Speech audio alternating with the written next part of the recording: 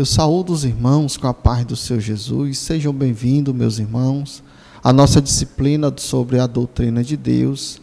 Essa disciplina ela é vasta, são vários assuntos que envolvem a ideia do ser de Deus. E nessa aula de hoje nós vamos trabalhar a obra divina. O que é a obra divina, né? Essa obra divina ela está relacionada à providência de Deus.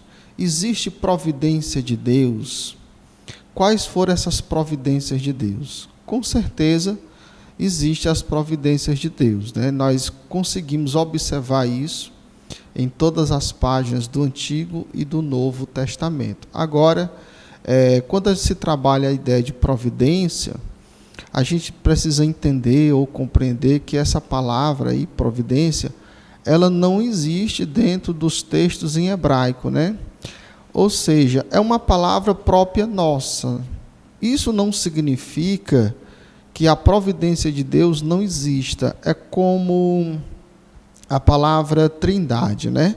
A palavra trindade, ela não tem em grego nem em hebraico, né, nos escritos do Antigo e do Novo Testamento. É um termo técnico, uma palavra que foi criada para definir o que é a trindade. Mas a trindade existe. Então, a mesma ideia traz a palavra providência. Nós não encontramos uma palavra, ou seja, um termo em hebraico para providência, né? Mas nós encontramos aí a providência de Deus em vários textos. Então, nós trouxemos aqui alguns exemplos, né, que demonstram essa providência de Deus. Existe a providência de Deus nas coisas naturais, em relação ao ser humano, né? Mas também existe a providência de Deus no quesito espiritual, relacionado aí à salvação do ser humano. Então, vamos ver aqui alguns textos, como o Salmo de número 136, por exemplo, e o versículo 25, que diz assim: o que dá mantimento a toda a carne. Quem dá mantimento a toda a carne? Deus, né? Ou seja, Ele é que providenciou o alimento a todo o ser humano, né? Não somente o ser humano, mas aos animais. Um outro texto também é o Salmo de número 104 e o versículo de número 10, que diz: Tu que fazes sair as fontes nos vales, as quais corre entre os montes, né? Se existem as fontes de água que correm entre os montes para saciar a sede dos animais, dos homens e assim por diante, é porque isso foi uma providência de Deus. Então, esses textos, como modelos aí para nós, demonstram que, como Deus, Ele providencia algo para o ser humano, né? Então, a providência de Deus, a gente pode notar que ela é possível percebê-la em toda a Escritura Sagrada, né? E quando a gente começa a folhear as páginas do Antigo Testamento, nós percebemos que essa providência, ela inicia desde o dia que Deus criou o ser humano, né? E a providência divina, ela está estritamente relacionada à pessoa de Cristo, mesmo que a gente não consiga ver o nome Jesus, o Cristo, né, lá nas páginas do Antigo Testamento, mais precisamente no livro do Gênesis, mas ali está, de uma forma oculta, né, a pessoa de Cristo como a providência divina. Então, o que é que a gente vai notar aqui? A gente nota que Deus, ele sabendo que o ser humano ele ia errar, ele iria desobedecer, ele iria pecar contra ele, o que é que Deus vai fazer? Deus vai providenciar um escape. Então, Deus, quando cria o primeiro casal, ele não só providencia maneiras daquele casal sobreviver. Deus não apenas providencia formas para eles se manterem vivos, mas Deus, sabendo que eles iriam errar, Deus também vai providenciar o escape para eles, porque a partir do momento que eles viessem errar, eles estariam na condição de condenados. Não era a vontade de Deus que a sua criação fosse condenada. Então, o que é que ele vai fazer? Ele providencia um escape, ele providencia uma forma, uma maneira do ser humano encontrar a salvação. E esse escape é quem? Esse escape é Jesus. Então, a própria salvação é uma providência de Deus para o ser humano. A gente sabe que o pecado, ele condena o ser humano. Isto significa que toda a raça humana, não importa quem sejam essas pessoas, elas estavam condenadas em seus pecados e delitos. Deus, sabendo disso, até mesmo antes de criar o ser humano, então ele já providencia aí a solução para esse problema, né? Então a gente vai ver aqui essa providência divina aí, que é a própria salvação do ser humano, sendo registrada aí já em Gênesis capítulo 3, e o versículo de número 15, que diz assim: e porém inimizade entre ti e a mulher, e entre a tua semente e a sua semente, e esta te ferirá a cabeça e tu lhe ferirá o calcanhar. Então nós sabemos que essa semente da mulher seria um descendente de Adão, um descendente desse casal, que um dia iria se sacrificar por esse ser humano, para que ele encontrasse salvação, ou adquirisse a salvação, fosse salvo, né, em Deus. E isso aconteceu, né?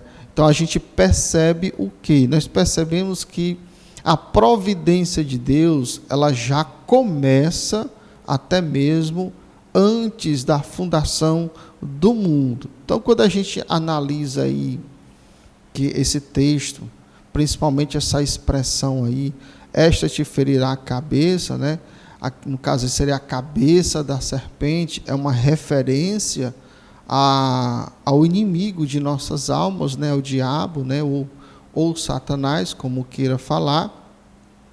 E ele está demonstrando o quê? Que um dia essa semente, que é a pessoa de Jesus, o Salvador, iria triunfar sobre esse ser aí, que era o diabo, né? Então, Deus teria uma escolha. Deus, ele poderia ter desprezado o ser humano que ele criou, poderia ter abandonado a raça humana, né? Mas assim ele não fez. O que é que ele vai fazer? Ele vai tratar de salvar esse ser humano. Por quê? Porque envolve o amor de Deus, né? No livro de João, capítulo 3, versículo 16 e 17, quando Deus diz que Deus amou o mundo, né? Ele está falando da humanidade, ou seja, a razão de Deus providenciar a salvação ao ser humano, sabendo que ele viria pecar, cair, desobedecer, é o seu grande amor.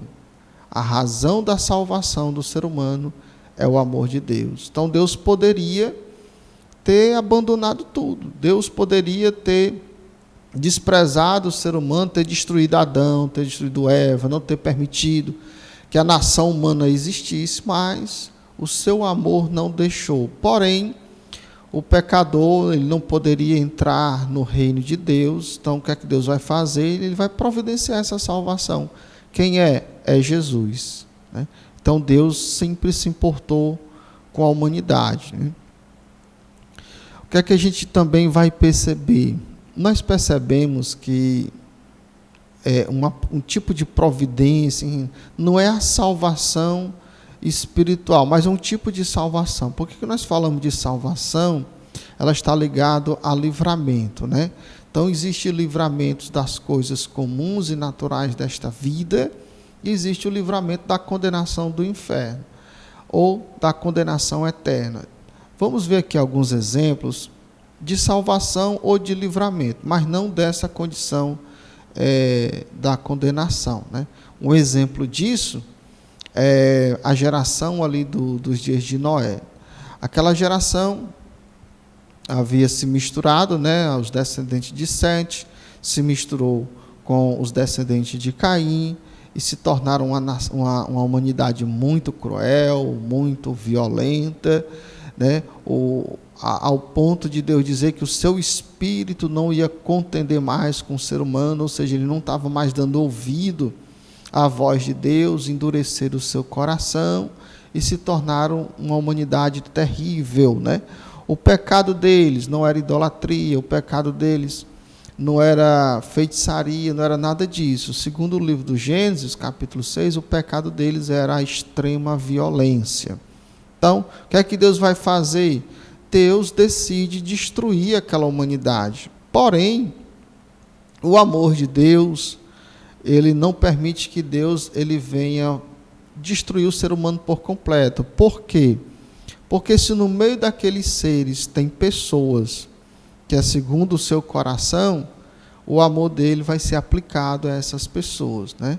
Por isso que em Gênesis capítulo 6, versículos 7 e 8, nós encontramos o seguinte: e disse o Senhor: destruirei o homem que criei de sobre a face da terra, desde o homem até o animal, até o réptil e a ave dos céus, porque me arrependo de ter os haver feito. Noé, porém, achou graça aos olhos do Senhor.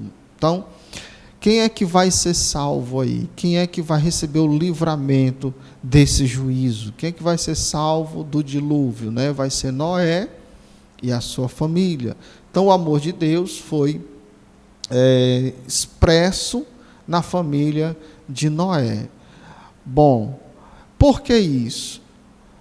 Porque Deus ele tinha uma promessa com o ser humano. Deus ele queria salvar o ser humano de um certo modo, ele vai providenciar essa salvação. Vimos que a semente da mulher ainda não existia entre os homens, isso precisava se cumprir. Então Deus vai conservar essa família. Nós vamos ver um outro exemplo também, o de Ló e a sua família também. Esse outro exemplo também demonstra aí tanto a ira de Deus, é claro, o seu juízo, né? Deus manifestando o que ele acha, o que ele pensa sobre aqueles que pecam, mas também a gente vê o amor de Deus sendo refletido. Então a gente percebe que nos dias de Abraão, Sodoma e Gomorra já existia, era uma cidade onde seus moradores eram muito complicados, eles tinham um problema muito grave nessa área da sexualidade, né? E o Ló, a sua esposa e suas 2 filhas residiam naquele lugar. E Deus ele vai decidir destruir ou punir os cidadãos de Sodoma e Gomorra e também daquelas cidades que ficavam na circunvizinhança de Sodoma e Gomorra, né? E o Abraão ele vai interceder por Ló. O que é que Deus vai fazer? Deus vai destruir aquela cidade, aqueles moradores, e também as cidades das circunvizinhanças que seguiam praticamente as mesmas práticas de Sodoma e Gomorra. Porém, Deus ele vai livrar quem? Ló e a sua família, né? Então, Gênesis capítulo 19, o versículo de número 29, diz assim: aconteceu o quê? Destruindo Deus as cidades da campina, lembrou-se Deus de Abraão e tirou a Ló do meio da destruição, derrubando aquelas cidades em que Ló habitara. Então, vimos aqui dois exemplos de livramento ou de salvação. Isso demonstra aí o amor de Deus ainda pelo ser humano, né? Mas a salvação em relação à condenação eterna, ser salvo da condenação eterna. Essa salvação, Deus já havia providenciado ela desde a eternidade, né?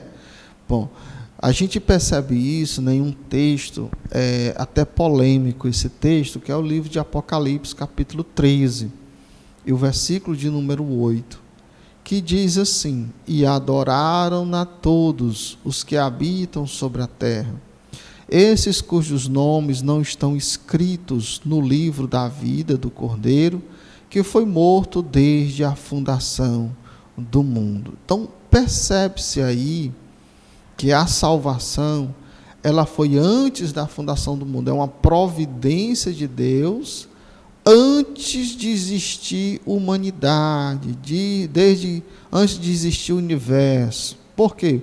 Porque o próprio Cordeiro, que é Jesus, na mente divina, já tinha realizado todo esse processo de salvação, que depois isso vai se concretizar de uma forma física, né, concreta, quando ele vem como ser humano. Então, nota-se aí que se ele foi morto antes da fundação do mundo, então Deus sabia que Adão e Eva iam pecar. E Deus, sabendo que o pecado ele produz a morte, não somente a morte física, mas a morte eterna, então ele já providencia antes desse ser humano o próprio Cordeiro, que é Jesus, e o seu próprio sacrifício.